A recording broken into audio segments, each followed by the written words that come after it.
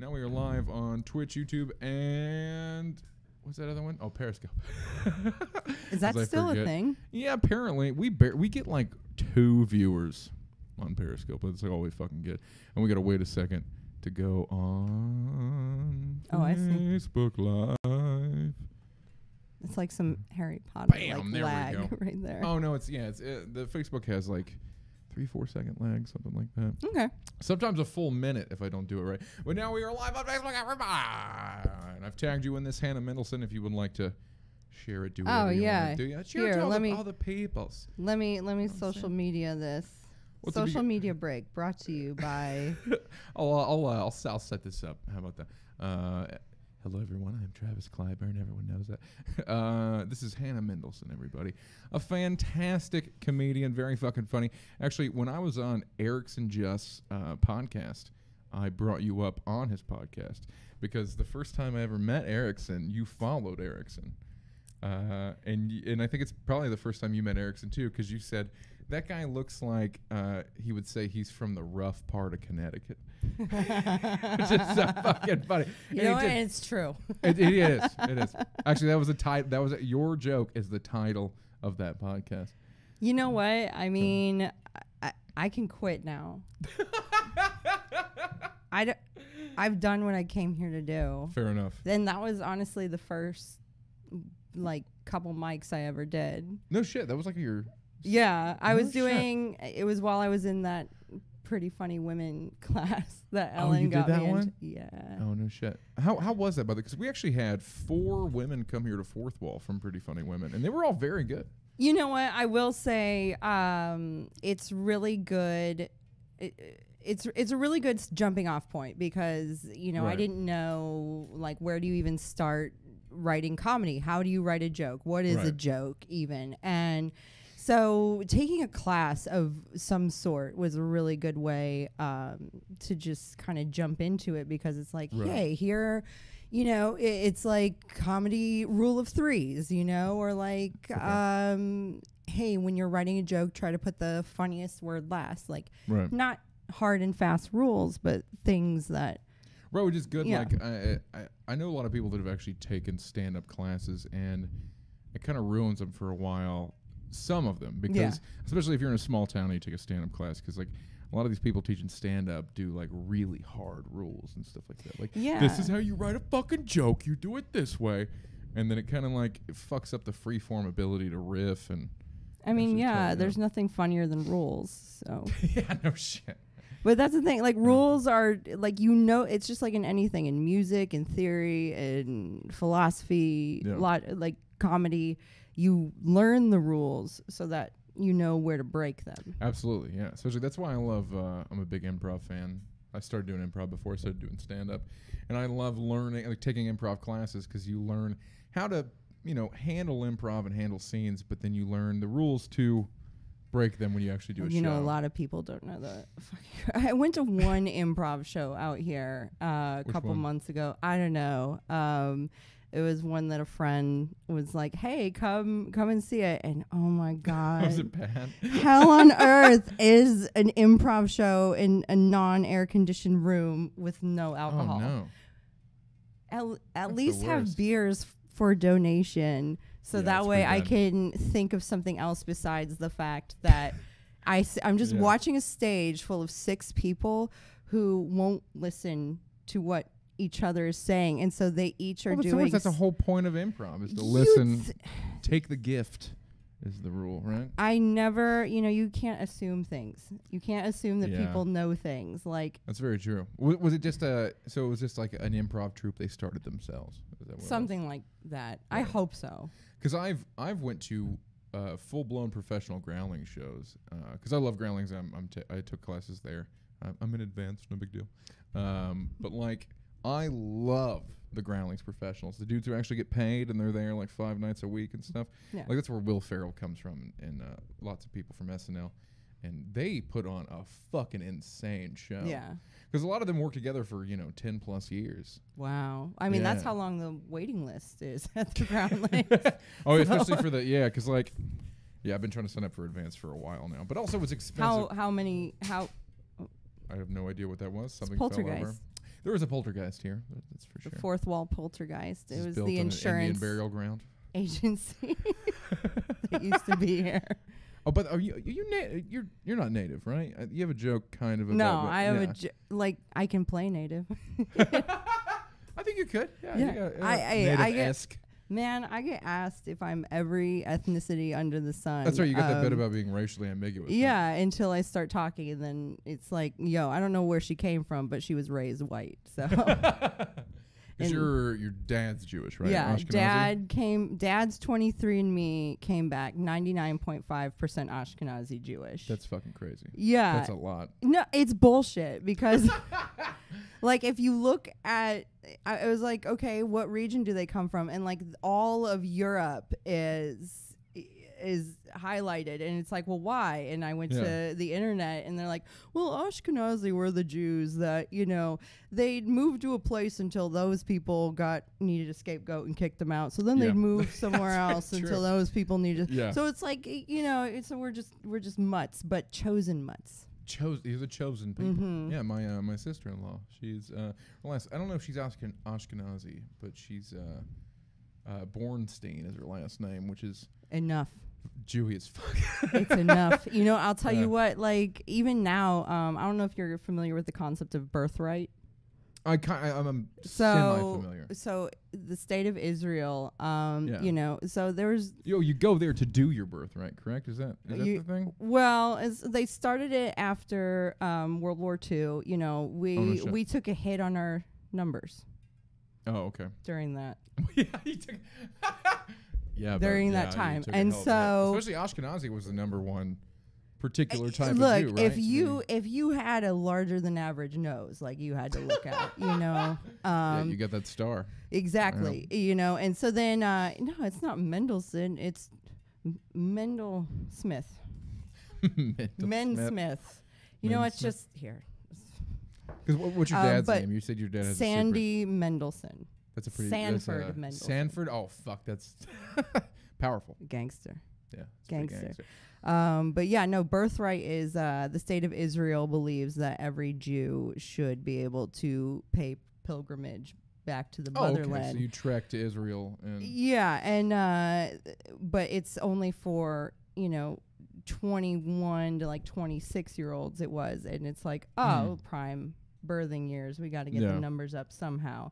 And now they're so desperate for more numbers, it's like, look, just one of your parents has to be Jewish. You are fucking right. They removed that rule. Oh, right? yeah, it doesn't have to be your mother anymore. It can even be your father. Well, you know, like traditionally, but like, you know, you're Jewish. Like, and then I got an email from Birthright saying, "Oh, it's no longer 26 is the limit. It's now to 32." It's like American Idol. They raised the limit, and so and it's even like, you know. Do you think you're not Jewish enough for this? You know, just give us a call. We'll work it out. We'll figure it out. We'll get it right with God somehow, and then you can come and help us. Now you can even do birthright, even if you just identify as Jewish. Even if you can blood, say, right? "Look." Like I could be like, "Hey, I'm a Jew now." Yeah, you're like, take me? Well, you'd have to do it 3 times because Jews want to make sure you're serious, but it's like hard to get. Like we need you, but like also. Would I have to do a bar mitzvah? No. Oh, really? No, Sandy never had a bar mitzvah. Really? Yeah. Oh, I thought that was a great Jewy thing to do. Yeah, the other Jewy thing to do is to not pay for your son to have a bar mitzvah. That might be arguably more Jewish. Yeah.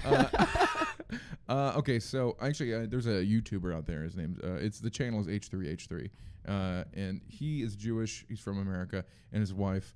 Ela is from Israel, and he married a woman from Israel, lived there for a while. Chosen. One of the super chosen people. But he was talking about how the men, when they go there for birthright, they kind of honey dick them because they bring in all these beautiful Israeli women from the military, and like their job is to like just lure them in, try to fucking get them to marry them and all kinds of stuff. So yeah, they're desperate measures apparently. There are worse jobs.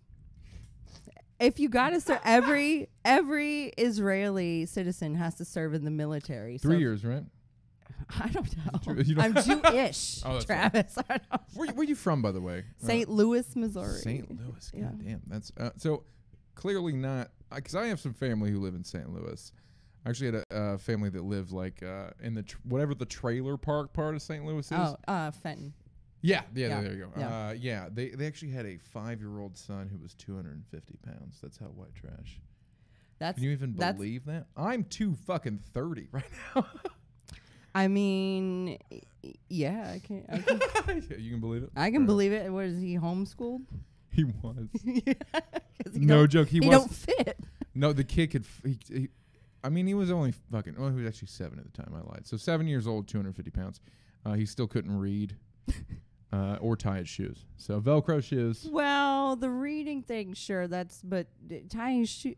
Yeah, that's pretty. That's pretty hard. No, this kid was fucking dumb as a box of hammers, man. Like he was. Well, that's the inbreeding. I don't. I don't know. There's actually my dad did his 23andMe. We're not inbred. Our particular You're strain. like, we fucking checked. We checked. I have. At least paper. I don't know. I haven't done mine. Like I actually have the Ancestry.com kit. And I haven't done it yet. I know. That's why I made my parents do it. So yeah. My mom never did it. I think mainly because we'd find out horrible things. My mom's side is exponentially more white trash than my dad's side. Like, is it the type of thing if they found out there was any part African in them? Oh well, no. I talked about this on stage during the tent. I have a great uncle who was in the he's a grand wizard of the KKK. He's dead now, but he was a grand wizard of the fucking Klan. He's the type of guy who won't sleep with the lights off because that's too dark. Fair enough. No, dude, he actually got kicked out of the family essentially. Obviously, like we kept it in the family for too long. To be honest, but he stopped talking to his granddaughters and he wouldn't talk to his grandchildren because all 3 of his great grandchildren, all 3 of his granddaughters married black dudes because. Karma, bitch. Yeah. You know what I mean? It's fucking beautiful. And like it's not like they married like shitbag. They married like one of them married a doctor. Like they married incredible people. If you guys would have been Jewish, that's enough. Is that that is enough. A doctor? Oh yeah, it's enough. You gotta be a doctor, right? Or a lawyer, or just or an entertainment executive. Oh right, you're in. Yeah. So what is your job title officially, by the way, so I can tell the people all the beautiful things you do. It would. I'm a TV producer. But my responsibilities are more shit cleaner. Shit cleaner. Shit what do you cleaner. Mean? Do you do a lot of like post production? I do both. So I do field production and I do post production, and I've been in television production for around 9 years now in total. 9 years, god damn. Yeah. How many different shows have you worked on in total? Jesus Christ. I mean, man, that's like somewhere between like 20 to 30. 20 to 30? God damn. Yeah. Because are you allowed to talk about the show you work on now? Or at least... Well, I'm unemployed right now. Oh, you're not working on the other one? So can you talk shit about the show you just... I'll talk shit all day, every day. Yeah. But, I mean, we won't... Yeah, we'll talk shit. We'll spill some tea. You know what I'm saying? You know what I'm saying? Fair enough. So, can you actually say the name of the show you used to work on? Look, okay, one, right? yeah. I joke about the show I worked on, Botched. Botched, which is about... It's about plastic surgery horror stories. Yeah, you've told me some fucking crazy stories, but so basically... You have to like look through fucking crazy ass pictures too, yeah, right? part of oh my god, I can show you shit on this phone that if you want to, you can. No, it's because that season hasn't aired yet. Oh yeah, okay, so you get in trouble if you talk. I would get in trouble, but if we couldn't make money on it, there's no reason for me to share. Fair enough. Oh yeah, well yeah. But no, I mean, imagine like the most fucked up sections of porn that you can possibly like get into, and but it's just like I don't know, it's really, the human body is not a sexual thing for me anymore. Oh really? So is it like warped to your like, 'cause I mean you see everything, some shit, everything, because most of it's like you were telling me a story about one woman who had so many fucked up breast implants or whatever, like how many lot of different people on that show. That's crazy. It's you ask, like, the number one is like, why do you keep going back to the same doctor? It's an addiction, right? No, it's more, I mean, yes and no. It's because we're told to trust the doctor, and we're told that the right, doctor knows best. And when the doctor continuously tells you that something you think is normal or something that you think is not normal and that it is normal, and that to like avoid like yeah, a and they're like, lawsuit, oh, we'll just fix it. We'll just, and you just come back in and, you know, we'll redo it for free. Because a lot of people, you know, plastic surgery is expensive. It's fuck, yeah. I since I used to be 370, so I had looked into like skin removal and shit like that. Oh, yeah. And it's like 10 grand minimum. Well, and that's a really, like, the most dangerous procedure in all of plastic surgery. Yeah, you can snip a vein, you can snip a nerve. Yeah, essentially. Yeah, where it's like, because what they do for a tummy tuck is like they take, you know, what they want to do is they want to do the they want to do a horizontal like scar along the lower abdomen. Right, so it'll be covered by right, and then they lift your skin up like a hood. That's terrifying. And then it's like they kind of like take some off, and then they tuck it under the skin and like pull it. Yeah, no, like it's not. People were like, "Oh, just get plastic surgery." Like, it's got to be horrible. It's slicing and dicing, and I mean, you know, even like we work with some of the best plastic surgeons, you know, in the country, and it's still, it's just, it's not like something that you take out a beaker and you take out like a centimeter like ruler or whatever. It is like, it's kind of like an eyeball. Yeah, it really is. It's got to be, right? So that's why like the best plastic surgeons just have to have a good fucking eye. They're really artists, and you want somebody that treats it like an art, and they're going to charge a lot more, as opposed to somebody who's like, well, you know, you bring in a coupon, you get one breast for, you know, 2 for the price of 1. Like, kind of like, it's like, that sounds great. Because I know a guy who he got in a terrible car wreck and like just broke most of the front of his face and stuff like that. And he went to a plastic surgeon up at Ohio State, because Ohio State's an incredible medical school, and he's better looking. Like, if fucking just put him back together better. Like that happened on The Simpsons. Oh, did it? Mo. Oh yeah, was on set, yeah, and got hit by a light or whatever, and then he had plastic surgery, and he was super handsome. good. Yeah, and then he was the star of a soap opera. And then, that's right. I think I've seen that one. Yeah, until Homer got jealous and then was like, "I'm gonna wreck your face again, so you can go back to being my bartender." Oh, okay, but I mean that's top-notch system. Top-notch, family-friendly relationships to live by. Okay. Oh, we got some comments here, by the way, Mendelson. Let's see here. Jeff Husband says hard work and then put a bunch of stars. I don't know what that means. Must be talking about you. Who, me? You are the star. Oh, well, I don't know about that. I mean, maybe. I just run it. You know, I'm just here. I do work. Robin Blake says, this is fancy. Laugh out loud. Thank you, Robin Blake. I try to be fancy at all times. Because I'm drinking my Modelo with my pinky up. You got to, so you like normal Modelo? I love Modelo Negro. I think it's delicious. I mean, you know, it was this or like Bud Light, and you know. Oh no, dude, Bud Light gives me a headache. I can't drink it. Yeah. Anymore. Like my white trash jeans are letting me down. Like it gives me a That's because it's supposed to be Bush. Oh yeah, no, I need to drink like Natty, like a dirty 30, Steel Reserve. If you really just hate your fucking self. Oh yeah, you're from St. Louis. You know all about that shitty. Oh yeah, dude. We actually had a brand of beer in Springfield, Missouri, where I went to college called Beer 30.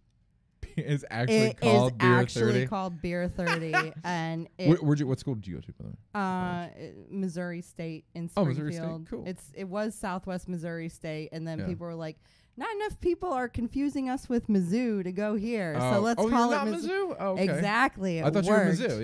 Yeah. No, that's the one that everybody knows, and so my school was like, let's just change our name to Missouri State, and then we'll get people that are too dumb to know. They wouldn't have gotten into Mizzou anyway. So it's Missouri State, and it's Mizzou is just Missouri. Mizzou is University of Mizzou, Missouri, Columbia. Oh, okay. I didn't know. I didn't say we knew how to read either in Missouri. Are they just trying to trick dumb people from Missouri to go to their school? Yes, 100%. Fucking hilarious. 100%. What was your major in college, by the way? It started as political science, and then it went to media studies. Media. So with a business minor that I barely finished. Oh, it's fair. I dropped out of community college pursuing a theater degree. So it happens. I'm a win. Actually, my director is who told the last play I did at that college, community college. My director told me to drop out. He like talked me into it. You're like, is this a note for my no, performance? he said, he was like, you want to be a comedian. There's nothing more this place can teach you. You're wasting your money. Drop out. And I was like, word. Okay. And to be fair, one of my downfalls was a math class that was fucking. I signed up a little too late for my classes because I'm a piece of shit. And I had to do a math class that was Friday at 5 o'clock, and it was 4 hours long, and that was the whole block. So in other words, a 4-hour math. Dude, in other words, you went there like once. I went there for an hour a day and I fucking dipped. I had no idea what was going on. Plus, it's fraction math, and I'm a fucking idiot, so I couldn't do. And fraction math is so easy, I realize, but I'm. Well, especially now, it's like, oh, we grew up hearing like, you're not going to walk around with a calculator in your pocket now, are you? Oh yeah, like a Texas Instrument calculator. Who's the bitch now? Is what I say. Fair enough. Fucking liars. They're also the ones that said no. Oh, I know. Student loans are good debt. Yeah, no shit. I think it's interesting. Like they've actually tried to lower or reduce or get rid of a lot of the student loan debt, but then the government let us know that they've actually spent all that money already for the next 10 years. Yeah. So they can't lower student loan debt for 10 years, and they're continuing to spend that money. So it's never going to happen, guys. Is that student loan debt or Social Security? Or both? It's fucking both, man. It's both. I know. I read this article the other week that was Susie Orman says it's now best to wait until you're 70 to retire. It's like, oh, if you could just wait until you're dead to start collecting your Social Security, it'll be much better for you. Only like maybe like 55% of people even live to 70. Bitch, I am cashing out as soon as I hit the mark. That is my fucking money. I'm taking that and running. I'm no fucking fool. I've been paying into it my whole working life, and you're telling me, oh no, let us hold on to it for the government's a bunch of gangsters. They're not holding my money longer than I have to. May I ask how old you are, by the way? Is that an okay thing to do? Oh yeah. No, that's modern. Did you just ban yourself? Oh, physically, I'm 30, but in my mind, I'm 60. So you're only 30? Yeah. Really? Yeah. No, I never. You might be lying to me. I never get mistaken for younger ever. I think the last time I was mistaken for 21, I was 19. Like nobody has ever. So you're only a couple years older than me. I don't know how old you are. 28. Yeah, so I mean, math. There's that math again. I don't know how to count. It's fine. No, I just thought you just have a demeanor that seems older. No, you don't. I mean, everyone. I was a bouncer for 6 months in this city. Mm-hmm. No one looks their fucking age. I have no idea how old anybody is in this fucking city. I busted a girl who. I busted a girl who was illegally drinking for 2 years at the bar that I was a bouncer at. Were you there the whole 2 years? No. I'd never seen her before. She never came in. Like, she usually comes on the weekends. I was a different bouncer. I was like a Monday, Tuesday guy. And she came in on a Monday. I asked for her ID, and she was 19. So she had for 2 years, since she was 17. But she looked so much older. That was me. Oh, really? Oh my God. I had like 4 fake IDs that I went through before 21. I got all of them taken away from me. Did you get them taken away? Did you get busted? Is it? Yeah, but one of them, the girl had red hair and blue eyes, and it worked. It worked enough. To be fair, though, I very fucking rarely. But there was one guy. I was like 19 or 20, and I had that ID, and he asked me. Birthday, address, like all that. He didn't buy it. So and they quizzed you? Yeah, I answered all of it. And he's like, hold on a second. And then he takes the ID and he goes inside and he brings back out a piece of paper and a pen. And he goes, sign your name. So it matches the signature on someone else's ID. Oh, that guy was a gangster. That's too much. I was like, who hurt you? Dude, you know what, man? I'm sure I fucking let through at least a dozen people with a fake ID. Because like my whole thing, I was like, if you went like, because it looked so convincing. I was like, if you've gone through the trouble, and chances are here in LA, if you're buying a fake ID, it's probably pretty fucking expensive. Yeah. I mean, everything's expensive. I had some really awesome older girls that were like, no. You deserve to get fucked up with us at the bar. That's fair. I mean, I don't know about liquor, but I think the drinking age for beer at least should be 18, like back in the 80s. If you can sign a contract to get you into hundreds of thousands of dollars worth of debt at 18, you should be able to have a fucking beer. Oh, dude, if to you can wash fucking that down. sign up for the goddamn military, if you can get shot at and all kinds of fucking terrible stuff. Well, it's really interesting. So it's like that you bring up like alcohol laws. So it's like, get this. Yeah. Get this. Oh, so it's like, so prohibition, right? We had back in the 20s? Yeah, we had a constitutional amendment. I can't remember the exact one that repealed prohibition. It was 21, 21st, 23rd. I don't know. 21st. It's one of those. Yeah. I can Google it. Alcohol, the cause of and solution to all of life's problems. But so that amendment made it federally unconstitutional for there to be any federal regulation against alcohol. And that includes drinking age. And so oh, really? Yeah, so the 21-year-old drinking age is actually state by state. Oh, it's 21st, you're right. Googled it. Mm-hmm. It's actually so like drinking age is state by state by state, and so they all agreed on 21 because the federal government showed their gangster side, and they went to all the states and said, okay, yeah, you can have your drinking age whatever you want to be, but if it's not 21, we're going to cut off all of your federal highway funding. No fucking shit. So people can't drive. Why did they give a fuck? That's so weird. I don't know. It's really, and so because then they could put more regulations on it. More regulations mean more jobs, and the bloat. Dude, that's such a big thing in politics, like the jobs thing. It's like, but then get this, and so it's like more. so essentially, there's no federal law against alcohol. It's all state law. So we have to listen to state law for it. All right. Right. Marijuana. It's all marijuana states have legalized it recreationally, including California, where we're in right now. Hey. 420. But it's like, so there's federal laws against it. And so it's like whenever there were all those, like, and they still may be happening, DEA raids and everything against medicinal marijuana places that are following state laws. So it's like, riddle me this, Batman. How the fuck, why the fuck for alcohol, we have to adhere by state laws when there's no federal law for it, and marijuana, we have to adhere to the federal law for it when there's no state law? I don't know. It's still a class 1 drug. It's gangster shit. Dude, it is. Yeah. I mean, the federal government's, it's pretty fucking like, it's pretty thugged. It's all thugs. Yeah, I mean, especially like they're Crips and Bloods. That's how no, blue and red. Like you're with them or you're with us. Yeah. And I'm like, I'm not a gangster. Dude, it's fucked up because I mean I remember like when California I believe was the first state to legalize medical. I don't know if that's true or not.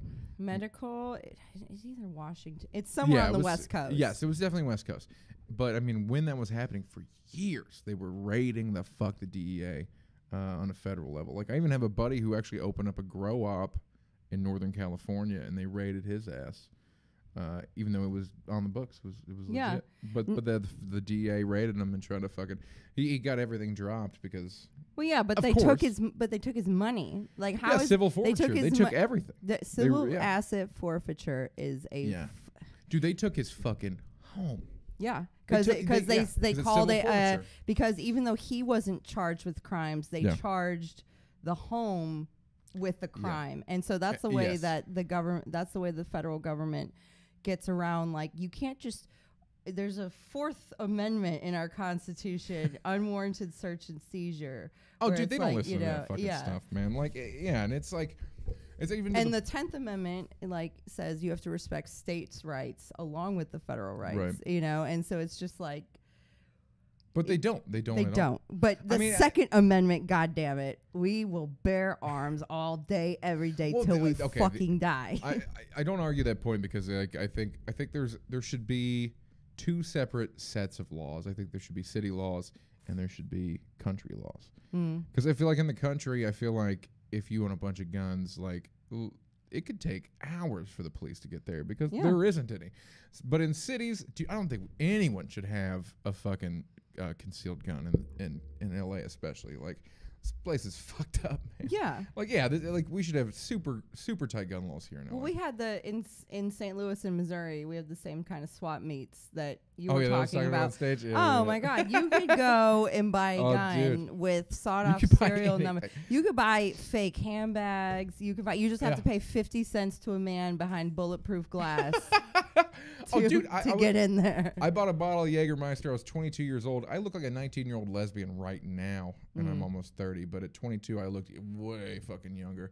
And they just gave me the Jaeger. Like, they didn't give a fuck. And it's just some guy selling it. Like, your money is good here. Yeah. Your money is good. Yeah. Dude bought a shotgun, the whole fucking deal. They don't give a fuck. No. Well, and that's like, I don't know. I've lived like in both the country and in the city. And I have, Ditto. friends and experiences like all across the spectrum. And it's like, yes, like nobody,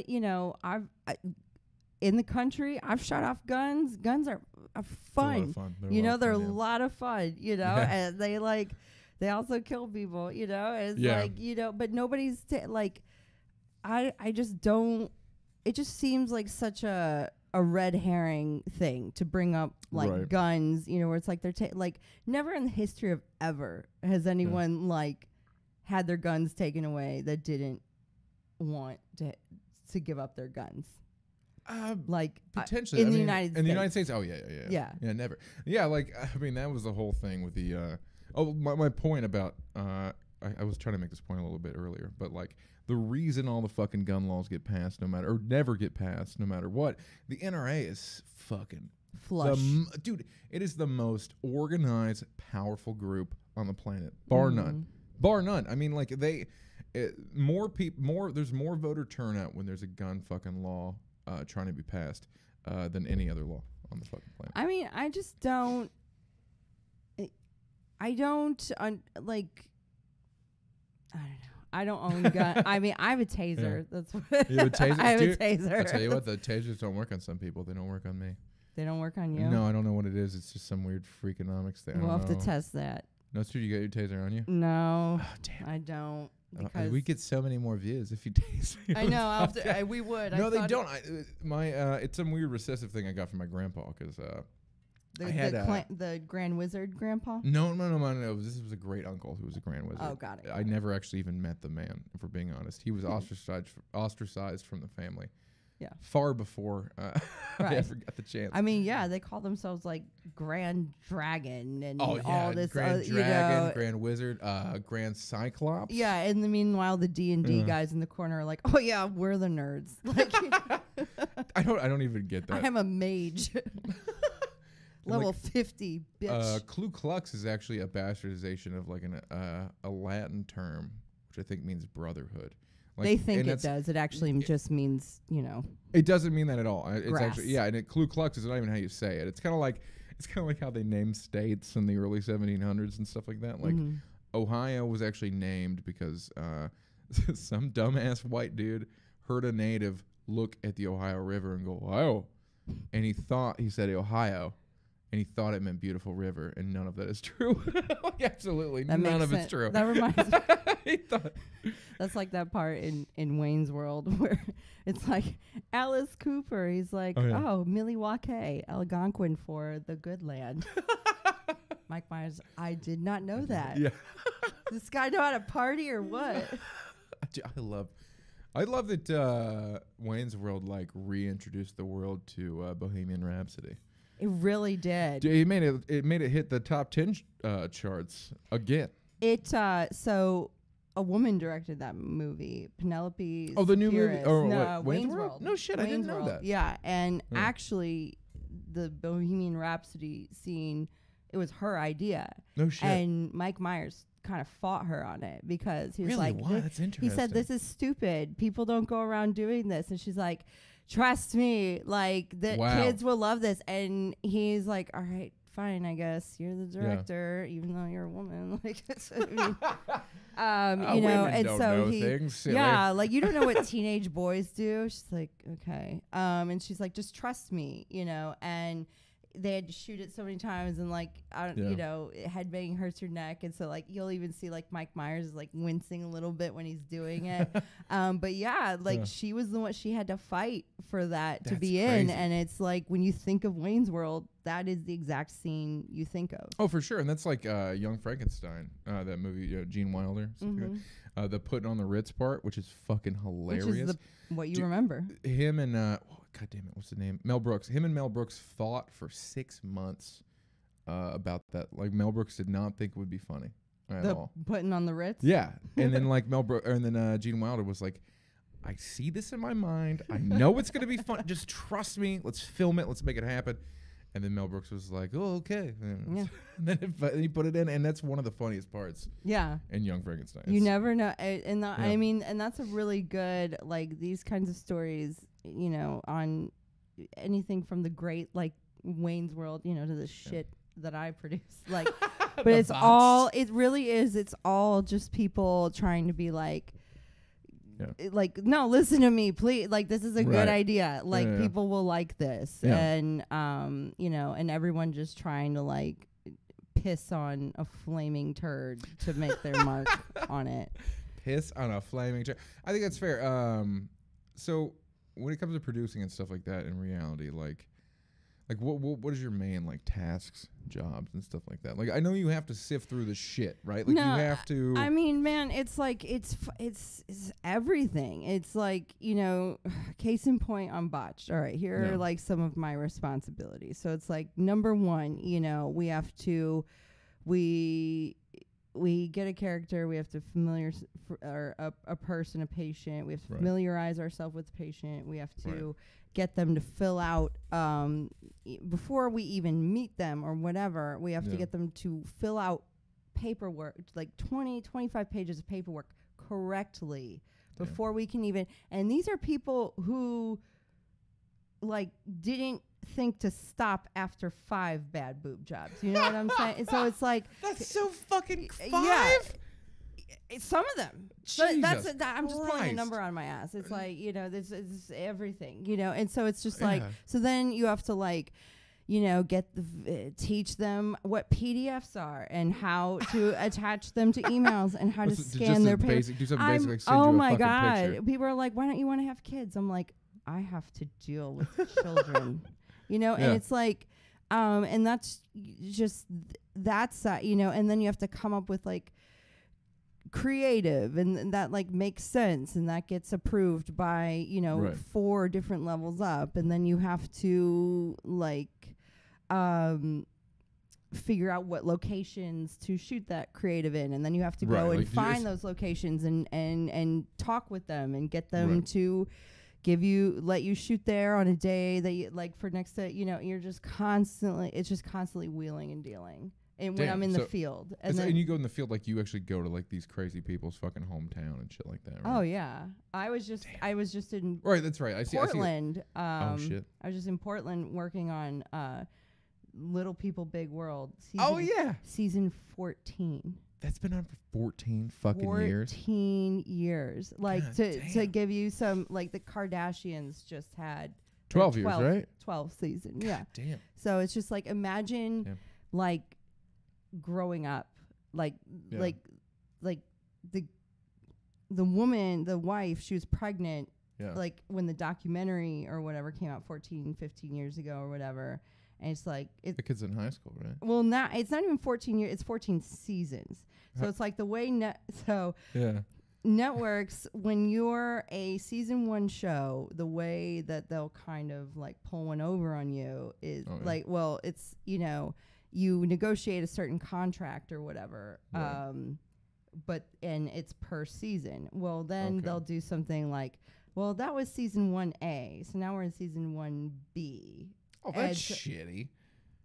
So like, they can pay you less for the first season, essentially. Oh, so they don't have to pay you anything, even though it's like, No shit, I didn't know that. Oh yeah, it's That's like super fucking shitty. So man. one season could be like 22, could end up being like 22, 23 episodes that took you like a year. And they pay you to fucking film. nothing? It depends. I mean, the more seasons you go, the smarter. That's why it's like usually if people get to like season 3 or 4, they're usually like not as into it as they once were. Oh, I can Just imagine. like I mean, the payout's not worth it. Well, right? well, it can be though. It's like it's like anything in Hollywood. It's Fair will take as much from you as you're willing to give it. And so it's like I have become a scar-tissued version of the person I used to be. That's so sad. And it's so true though. 30 so years sad. old, going on 60. I mean, it's fair. I mean, especially, working in reality TV, I imagine you have to deal with the worst of the fucking worst, right? I mean, it's, I know you still work in it, so I can't. I mean, I don't want you to talk too much shit and lose a goddamn job or anything. Every industry is the worst of the fucking worst. It's just That's fair. That's fair. It's got to be pretty bad. It's more. It's everyone in production. We're all crazy. I mean, you work. You don't work like. If I'm on a show, I'm working anywhere. I'm 6-7 day weeks. Like they're for like months and months at a time. Like I've been on a show that was a whole year working like 5-6 days a week. 12 hours a day. That was all just like filming and shit like that for like a solid year. Yeah. What show was that? Can you tell? That was Welcome to Sweetie Pies on OWN. That was my first show, actually. Idea what that is. I'm gonna Google it. Yeah.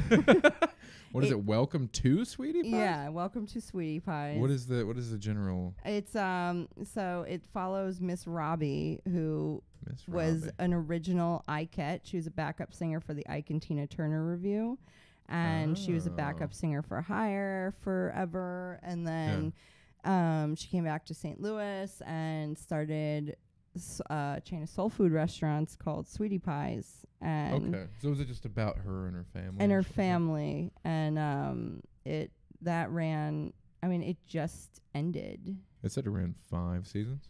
Yeah, but that show has been around 10 years. What the fuck? Really? Yeah. That's weird. Did it just take that long to get usable material or something like that, or?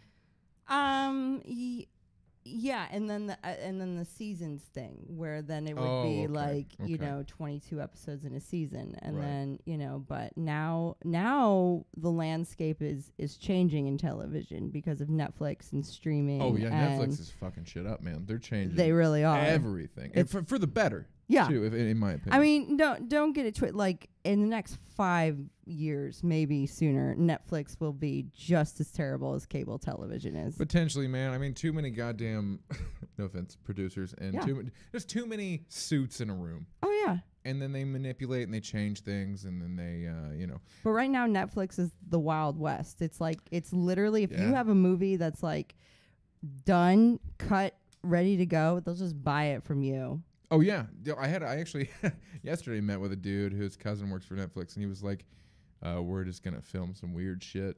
Yeah. And maybe maybe they'll buy it. Maybe no, it's literally like they just want you to give them something that's fucking. They ready just to go. need content right now. Yeah. And but here's the thing, like.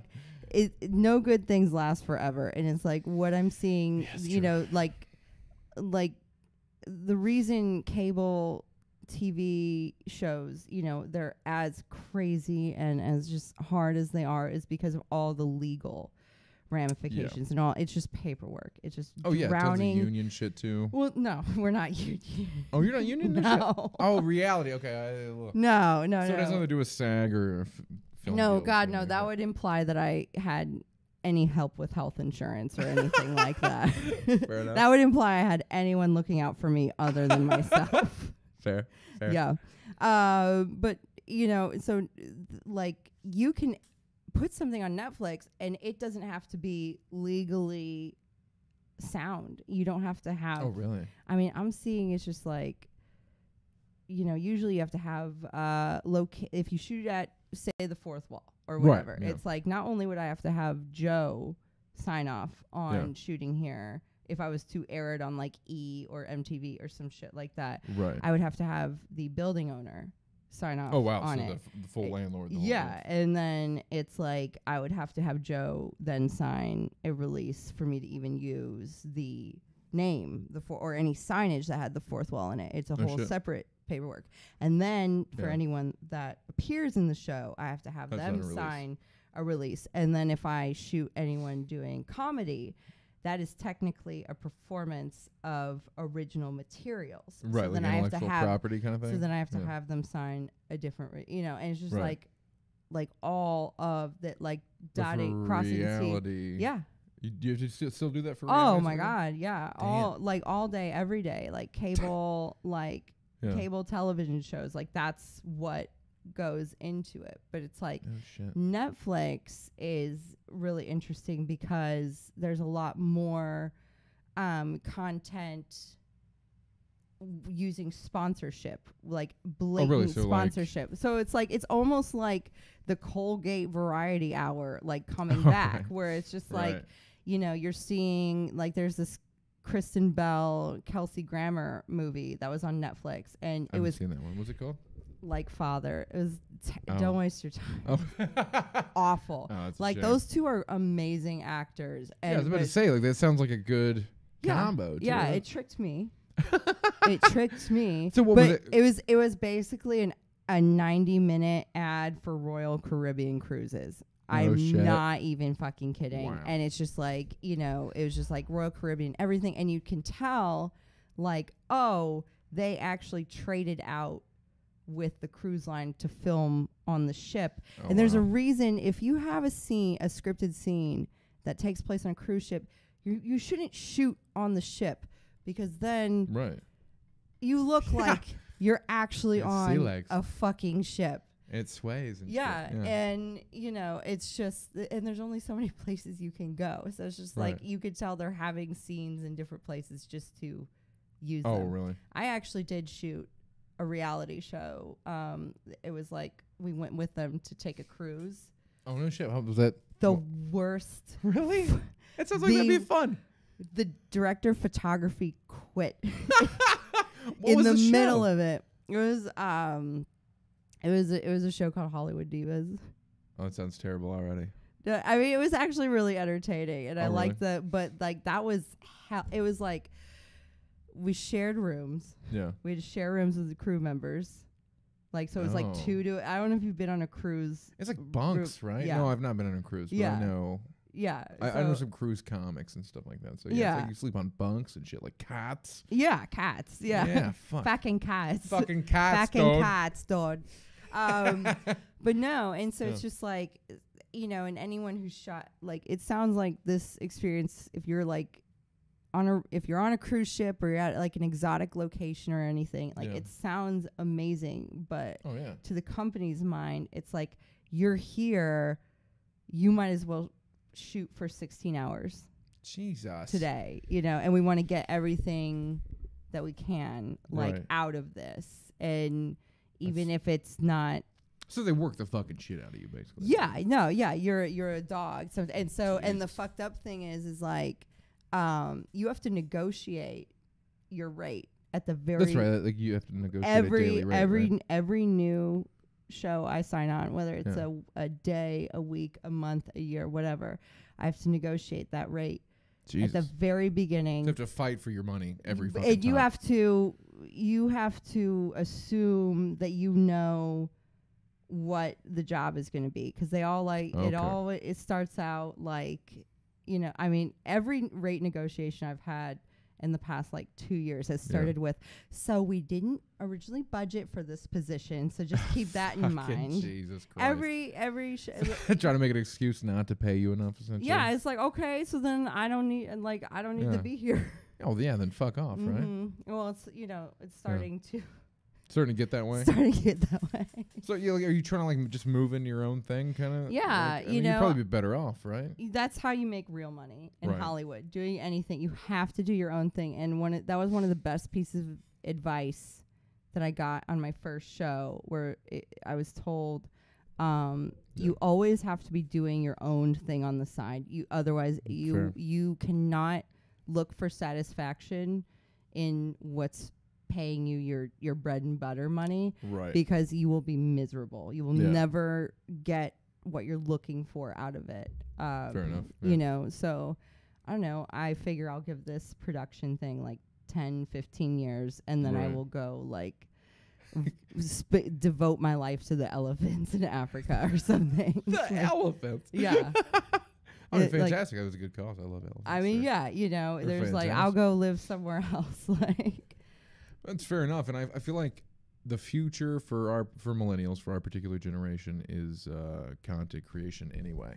Well, I mean, we're in a gig economy right now. It's like everyone, even, you know, and no matter what people want to say, like every time I'll work 60 hours a week at a company, I'll be there for a year. I'm still both a full-time employee and an independent contractor at the same time. No shit. That's pretty fucked up. Yeah, it's fucked up. It's all and so even it's like my brother, my youngest brother's an accountant, and he's technically I feel like they're miserable. I'm not doing it.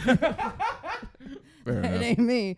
But it's just like he's technically like the place he works for, like the company he's at is a big time accounting firm, but it's like that's not his employer. His employer is like some sort of temp agency. Oh, just so they can pay him less, essentially. It's always like a millennials Dude, are we're in fucked, man. Yeah, I mean, well, that's just how it is. It's just like, Michael, there won't be elephants. Yeah, Michael Virgilio. Way to just that's true and the sad as fuck, Michael. There will be a Ela de Hannah.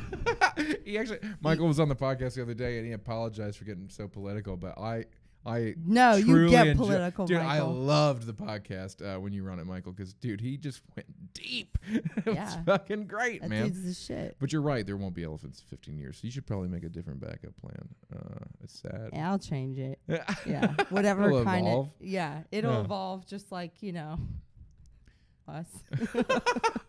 Fair enough. We did evolve, people. By the way, creationism isn't a thing. Yeah, this is clearly the best that we've gotten to so far. I think we're doing all right. I'm a white dude who can tan. That's new. That's exciting. Dude, my dad did his 23andMe, like your father did his. He was 99.9% Northern European, just Viking, Irish, Scottish. Oh yeah. Which is the whitest people of all time. Yeah. And we tan really well, and I'm like, yay, we're evolving. Yeah, because you guys were the the ones that the Scottish were the ones that like had to do all the dirty work for the English. Yes, but we've also we've actually been here since before there were even colonies. Like the Clyburns have been here for fucking ever. Like so this early is 1600s. your fault. Yeah. This is this. No, yeah. I'm the most American third motherfucker on the on planet. both sides. Like, oh really? I'm like, oh y'all dude, we are literally like up. 20th generation. Like we've been here for fucking ever. We're the most we're pretty much one of the most American fucking families. They got the reservations from us. You know what I'm saying? Literally, we actually looked it up. There's been a Clyburn. He's has fought in every war for every side on American soil. Every side. Yeah. Not just the losing one. No, the losing one too, especially losing one. There was more Clyburns fighting for the Confederacy. There's a senator, I think his name's Jeff Clyburn, who is a black dude, and I'm like, if we ever have to pay reparations, I have to call that guy. it's like I know. It's a Clyburn. It's like finding out you have chlamydia. It's like I think it's worse than that. I think we'd have to pay all of the money. You have to give what's the exchange rate now on 40 acres and a mule? Is it like just all of Rhode Island? You got to give them. Probably. Yeah. Just give them a whole state. Maybe not Rhode Island. That's a little cheap. Maybe I don't know. Maybe Vermont. It's pretty cool. I like Vermont. It's pretty though. I know, but I mean, I'm just talking size wise. Yeah. Seems like a reason. It's not the size; it's how you use it. Ow! Oh shit, we're almost out of time. That's actually a great fucking way to end this. Thank you so much, Hannah Mendelson. For coming and doing my podcast. We kind of went. Oh yeah, I love it. I love. I have ADD in general, so I love hitting no points that make any sense. You know what I mean? Like I like to keep it all over. Yeah, like the place. a bitch's face. Exactly. All right, Hannah Mendelson, thank you so much for being on the podcast. Thank you. Everybody, my name is Travis Clyburn. You already know that because you're actually watching this podcast. This has been the Fourth Wall After Hours podcast, everybody. Thank you so much for tuning in. And, actually, before we leave, Hannah, what can they follow you on? What's your projects coming up, anything like that?